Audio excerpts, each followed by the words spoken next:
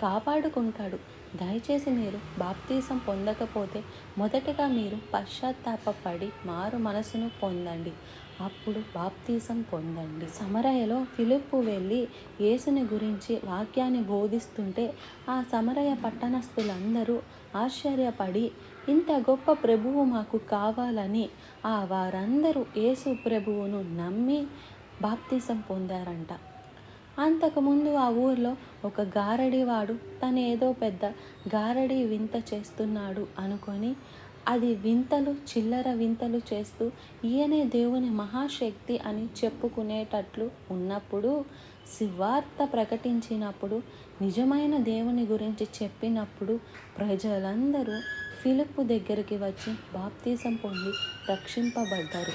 అప్పుడంట అందరూ అటెళ్ళిపోయారు అని చెప్పి సీమోను కూడా నమ్మి